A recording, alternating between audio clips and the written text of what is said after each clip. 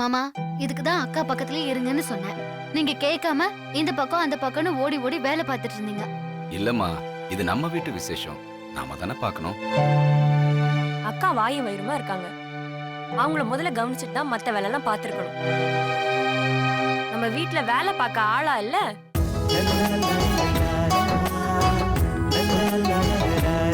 நான் ஏதோ சும்மா தண்டத்துக்கு நின்னுட்டு இருந்த மாதிரி என்ன குத்தி காட்டுறியா? டேய், ஏன்டா கோவப்படுற? நான் தான் பார்த்தனே, நீ உன் பொண்டாட்டி பக்கத்துல இருந்து அப்படியே பார்த்துக்கிட்டே நின்னுட்டு இருந்த. அண்ணே, அனுஷ்கா பக்கத்துல இருந்தா அக்கம் பக்கத்துல என்ன நடக்குதுன்னு உனக்கு தெரியாதுல்ல? சரி சரி, ஆளாளுக்கு பேசிட்டு இருக்காதீங்க. தங்கச்சி, இன்னொரு தடவை இந்த மாதிரிலாம் பண்ணாதீங்க. போய் எல்லாரும் அவங்க வேலையை பாருங்க. வாமா.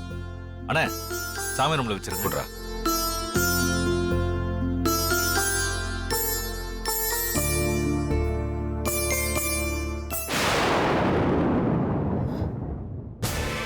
பாத்தியாடி, நீ வாந்தி வர மாதிரி இருக்குன்னு சொன்ன, அத ஒருத்தராவது கண்டுக்கிட்டாங்களா? இதே லட்சுமி சொல்லட்டும், ஒருத்தன் டாக்டரை கூப்பிடுறேன்னு வா, ஒருத்தன் கஷாயம் காய்ச்சறேன்னு வா, அவ புருஷன் காலையே புடிச்சு விடுவான். உனக்கெல்லாம் அது கொடுத்து வைக்கல தேனு. எல்லாத்தையும் முடிச்சிட்டு இன்னைக்கு அந்த ஆள் வரட்டும். இருக்கு இன்னைக்கு அந்த ஆளுக்கு கச்சேரி. இங்க பாரு தேனு, கோவப்படக்கூடாது. கோவம் எதையும் சாதிக்காது.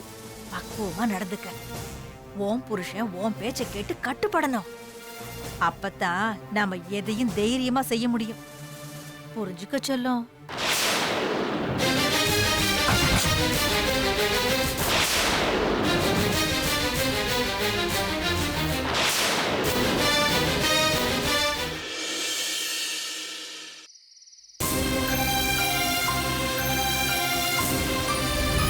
பிரெயின் டியூமரை ஆரம்பத்திலேயே கண்டுபிடிச்சிருந்தா கொஞ்சம் பாசிட்டிவாக இருந்திருக்கும். இப்போ ரொம்ப கஷ்டம். இவங்க செகண்ட் ஸ்டேஜை தாண்டிட்டாங்க. மேபி 1 or 2 months தான்.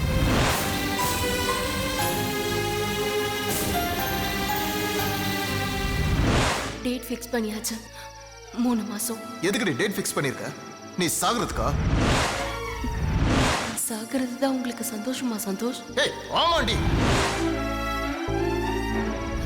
உலகத்துல இருக்க அன்பெல்லாம் உங்க லட்சம் மேல கொட்டி கூவிங்க. ஒரு ஓரமா ஒரு துளி, ஒரு சின்ன அக்கறை, இதெல்லாம் என் மேல காட்டுக்கன்னு தானே கெஞ்சுற.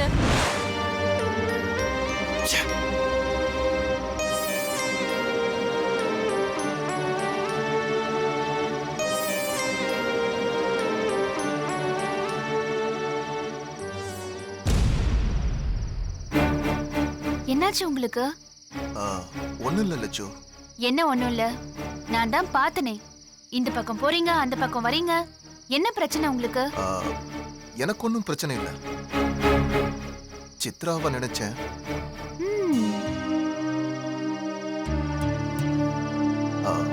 வீட்டில் இருக்க அந்த பொண்ணு பாவம் இல்லை.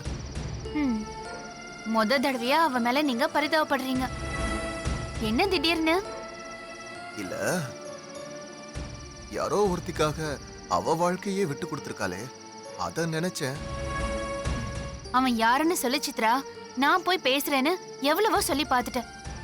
அவ வேண்டான்னு பிடிவாதமா இருக்கா. நாம என்னங்க செய்ய முடியும்? தப்போ இவ மேலதான். இவ தான் லேட் பண்ணிட்டா. ஓ, நாள் ஆக ஆக ஒருத்தர் மேல வச்சிருக்கிற காதல் கரைஞ்சு போயிடுமா? இவ லேட் பண்ணிட்டான்னு குறை சொல்லாம அந்த தருதலை தேடி வராம போயிட்டான்னு சொல்லுங்க. நீ ஏன் இப்ப டென்ஷன் ஆகுற லட்சோ? எப்படிங்க விட முடியும்? நீங்களும் நானும் கூட சித்ராக்காக வருத்தப்படலாம். சம்பந்தப்பட்டவன் இன்னொரு கல்யாணம் பண்ணிக்கிட்டு சந்தோஷமா இருக்கானே. சித்ரா மாதிரி பொண்ணுங்க இருக்கிறது இந்த மாதிரி பொறுக்கிங்களுக்கு ரொம்ப வசதியா போச்சு. நீ ஒரு பக்கம் இருந்து பாக்குற, நமக்கு தெரியாத இன்னொரு பக்கமும் இருக்கலாம்ல. அது என்ன இன்னொரு பக்கம்?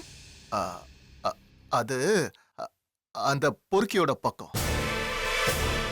அவன் பக்கம் என்ன நியாயம் இருக்குன்னு தெரியாமலேயே அவனை பத்தி பேசக்கூடாதுல்ல. ஏங்க, கொஞ்ச நேரத்துக்கு முன்னாடி சித்ராவுக்காக பரிதாபப்பட்டீங்க, இப்போ அவளையே சந்தேகப்படுறீங்க.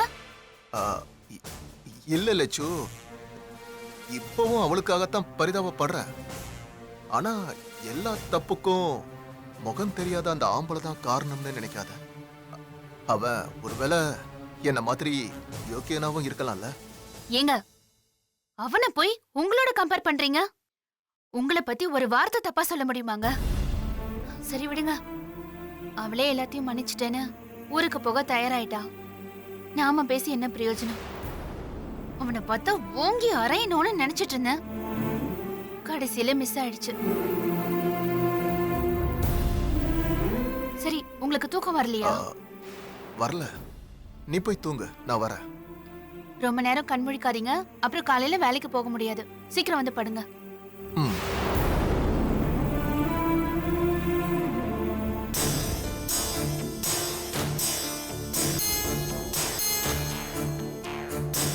ச்சே. இனிமே ஜெனிஃபரை பத்தி இவகிட்ட பேசவே கூடாது. நானே எதையாவது உளறி தொலைச்சிருவேன்.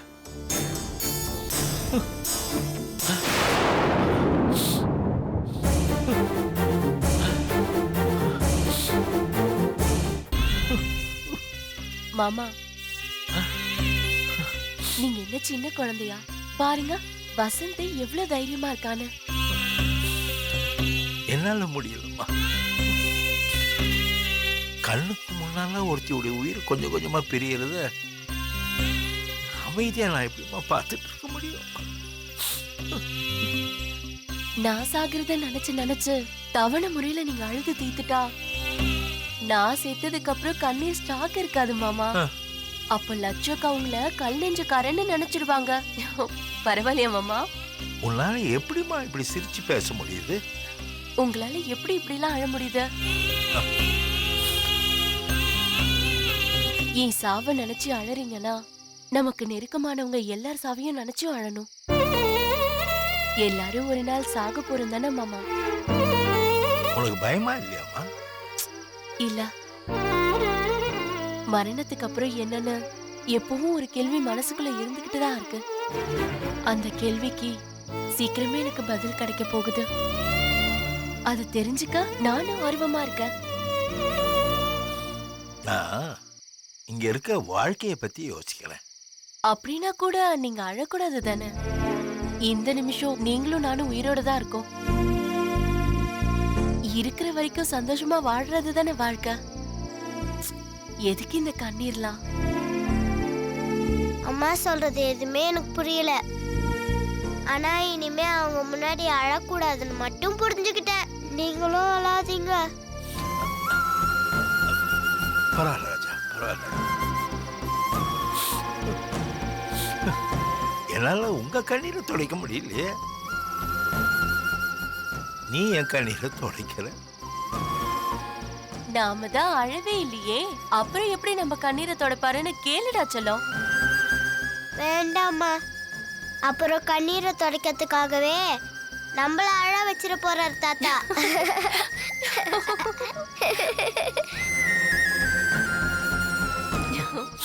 மாமா, சிரிச்சா ஆயுள் கூடன்னு சொல்லுவாங்க.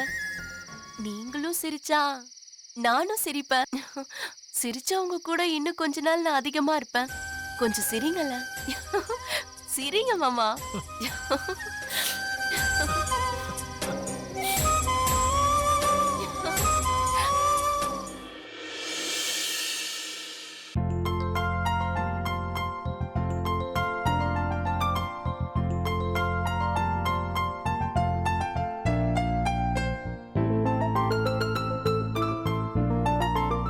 என்ன பண்றீங்க? அக்கவுண்ட் செக் பண்ணிக்கிட்டு இருக்கேன். கரெக்டா இருக்கா? கரெக்டா தான் இருக்கும். ஆனா ஒவ்வொரு தடவை கூட்டும் போதும் ஒவ்வொரு டோட்டல் வருதே. அண்ணே அண்ணே, ஆபீஸ்ல இருந்து எல்லா அக்கவுண்ட்ஸும் எடுத்துட்டு வந்துட்டீங்களா? ஆமாண்டா, லக்ஷ்மிக்கு சிரமம் கொடுக்க வேண்டாம், நாமளே செக் பண்ணிடலான்னு எடுத்துட்டு வந்துட்டேன். ரொம்ப கஷ்டமா தான் இருக்கு. ஆமாண்ணே, கஷ்டமா தான் இருக்கும். ஏன்னா இந்த அக்கவுண்ட்ஸ் எல்லாம் ஏற்கனவே லக்ஷ்மி நீ பார்த்து முடிச்சிட்டாங்க. என்னது? என்கிட்ட சொல்லவே இல்லையா லக்ஷ்மி? அதான் சக்தி சொல்லிட்டால எப்பவும் முடிச்சாச்சுன்னு.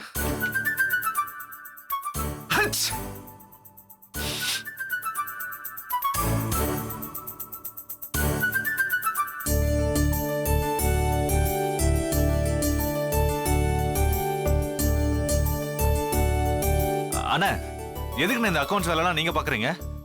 அதான் சொன்னேனே லக்ஷ்மி இந்த மாதிரி நேரத்துல ரிலாக்ஸ்டா இருக்கணும்னு. இது எவ்வளவு டென்ஷனான வேலை. அவர் வந்ததுல இருந்து 2 தடவை தும்பிட்டாரு.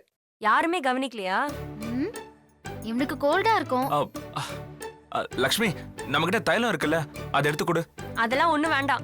அவர் முதல் தடவை தும்பும் போதே என்ன பண்றதுன்னு முடிவு பண்ணிட்டேன். நீங்க வாங்க. ஏய் அண்ணா வாங்க. உங்களுக்கு என் மேல அக்கறை இருக்கிற மாதிரி சக்தி மேல அவளுக்கு அக்கறை இருக்கு. பார்த்தது போதும், இதெல்லாம் மூடி வைங்க. ஏய் கையை விட்டுரு. அவங்க முன்னாடி கையை பிடிச்சி இழுத்துட்டு வர அவங்க என்ன நினைப்பாங்க? அவங்க நினைப்பையாவது நம்ம சந்தோஷமா இருக்க மாதிரி இருக்கட்டுமே. இதுக்கு கூட பொறுக்கல. 100 ஆயுசு. ஏய் கையேட்ரி. நான் குழந்தையா இருக்கும் போது தும்பினா எங்க அப்பா இப்படிதான் செய்வாரு. அது குழந்தைங்களுக்கு. என் புருஷனும் எனக்கு குழந்தை மாதிரி தான். என்ன கொஞ்சம் முரட்டு குழந்தை. ஏய் நான் சொல்றது.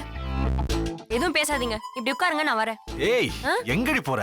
நான் சொன்னது செய்யுங்க. சட்டை கட்டிட்டு உட்காருங்க, நான் வரேன். ஏய்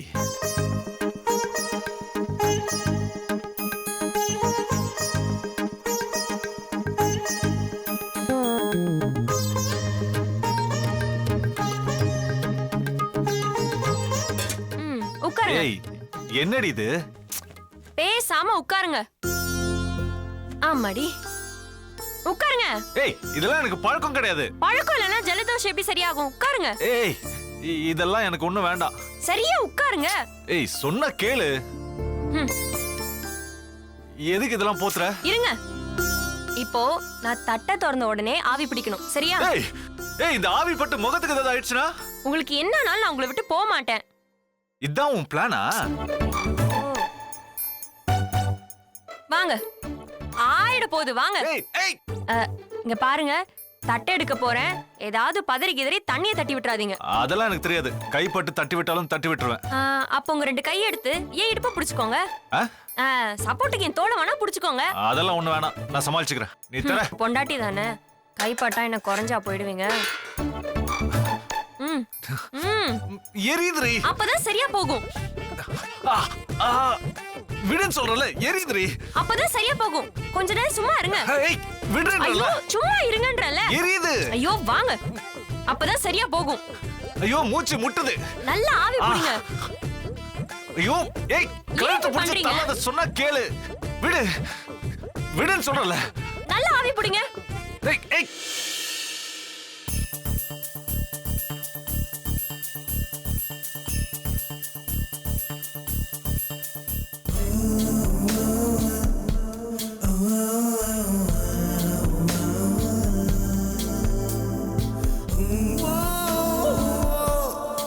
விடு. ஐயோ இன்னொரு ஆவி பிடிங்க. அறிவு இருக்கா உனக்கு? ஆளை கொலை பாக்குற, தண்ணிக்குள்ள வச்சு அப்படியே அமுக்க பாக்குற. இதுக்கு ஒரு டேப்லெட் போட்டா போதும். இதுக்கு இவ்வளவு அக்க போறா? போடி.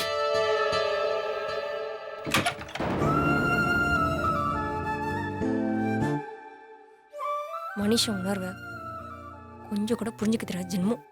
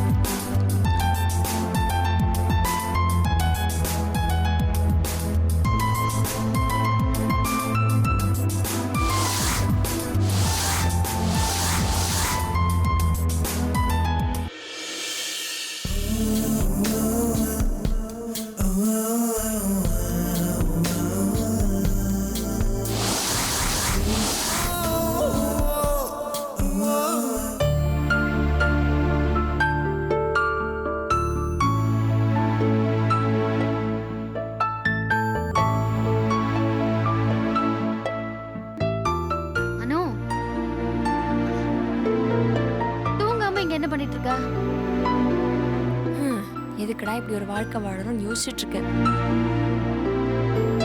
பெரிய பெரிய ஞானிகளும் ரிஷிகளும் கண்டுபிடிக்க முடியாத இந்த மர்மத்தை நீ சுலபமா கண்டுபிடிச்சலாம் நினைக்கிறியா? கிண்டல் பண்ணாதீங்கக்கா, நானே அப்செட்ல இருக்கேன். என்னாச்சு? எல்லாம் அவரால தான். என் மனசை புரிஞ்சுக்கவே மாட்டேங்கிறாருக்கா. அவர் என்னை எவ்வளவு வெறுத்து ஒதுக்கினாலும் இந்த பாழ போன மனசு அவரே தான் சுத்தி சுத்தி வருது. அவருக்கு என் மேல அன்பே இல்லக்கா. சூழ்நிலைக்கு தாலி கட்டிட்டோமேன்னு என்ன அவர் வெறுத்துட்டு இருக்காரு. ஃப்ரீசர்ல இருக்க ஐஸ் மாதிரி என் மேல அவருக்கு இருக்க வெறுப்பு உருகாம உடையாம அப்படியே இருக்கு. அதான் நான் எது செஞ்சாலும் அவர் கண்ணுக்கு அது குறையாவே தெரியுது. அதை குத்தமாக்கி என் மனசை குத்தி கிழிக்கிறாரு. உள்ளே நெருக்கும் தெரியற கண்ணாடி பெட்டி மாதிரி கடவுள் மனசை படைச்சிருக்கலாம். அப்படி இருந்திருந்தா நான் என் காதலை வெளிப்படுத்த வேண்டிய அவசியமே இருந்திருக்காது. அவர் என் அன்பை சந்தேகிக்க வேண்டிய அவசியமும் இருந்திருக்காது. என்னோட அனுபவத்துல சொல்றேன்க்கா, காதலிக்கிறது ரொம்ப சுலபம், அதை நிரூபிக்கிறது கஷ்டம். அனுபவிக்கிறது சுலபம், அதை வெளிப்படுத்துறது கஷ்டம். நம்பிக்கை வச்சிருக்கேன்னு சொல்றது சுலபம், ஆனா அதை உணர்த்துறது ரொம்ப ரொம்ப ரொம்ப கஷ்டம். காதல்ல தோத்தவங்களை விட தன்னோட காதலை வெளிப்படுத்த முடியாம தோத்தவங்க தான் அதிகம். அந்த வருஷத்துல தாங்க நான் இப்ப இருக்கேன். எதுக்கு நீ இப்ப இவ்ளோ ஃபீல் பண்ற? சக்தி உன்னை புரிஞ்சுப்பான்னு நம்பு. இன்னும் எவ்வளவு நாளுக்கா நம்புறது? அவரை காதலிச்சது ஏன் தப்பு, அதுக்கு இந்த தண்டனை எனக்கு வேணும் தான். பாவம் சக்தி, அவர் என்ன தப்பு பண்ணாரு? அவருக்கே பிடிக்காத ஒருத்தியோட வாழணுன்ற தண்டனை. என்னால அவரை பிரிஞ்செல்லாம் வாழ முடியாது. ஆனா அவர் நிம்மதியா இருக்கட்டும்னு இந்த உலகத்தை விட்டே போக முடியும். உனக்கே புத்தி இப்படி போகுது? சக்தி மனசுல நீ இருக்கேடி. உன்னை வேண்டான்னு அவன் நினைச்சிருந்தான்னு வச்சுக்கோ, எப்பவோ உன்னை இந்த வீட்டை விட்டு வெளியே அனுப்பியிருப்பான்.